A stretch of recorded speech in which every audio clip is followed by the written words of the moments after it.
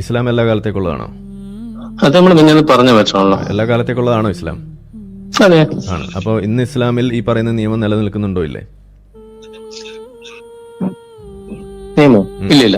നിലനിൽക്കുന്നില്ല. അപ്പൊ പിന്നെ എന്തിനാ ഇസ്ലാം എല്ലാ കാലത്തേക്കാന്ന് പറഞ്ഞപ്പോ അന്നത്തെ കാലത്തേക്കുള്ള നിയമമാണത്. നമ്മള് അത് അന്നത്തെ കാലത്തിന്റെ വിഷയമല്ല ഇപ്പം പറയുന്നത്. ഇസ്ലാം എല്ലാ കാലത്തേക്കുള്ളതാണോ അല്ലേ? അത് ഞാൻ ആദ്യം ചോദിക്കണം. ഇനി ഞാൻ മാറ്റി പറയരുത്. അല്ല, അന്ന് പറഞ്ഞ ഇതന്നെ റിപ്പീറ്റ് ചെയ്യണം. ഇസ്ലാം എല്ലാ കാലത്തേക്കുള്ളതാണോ അല്ലേ? Yes or no? അതെ അതെ. അതേന്ന് പറഞ്ഞാൽ എന്ത്? എല്ലാ കാലത്തേക്കുള്ളതാണ്. തീർച്ചയായിട്ടും എല്ലാ കാലത്തും. അപ്പൊ പിന്നെ ഒരു നിയമം നമ്മൾ ഇന്ന് അത് ബാധകമാണെന്ന് ചോദിക്കുമ്പോൾ അത് അന്നത്തെ കാലത്തേക്കുള്ളതാണെന്നുള്ള ആ ഓഞ്ഞ മറുപടി ഇനി പറയരുത്.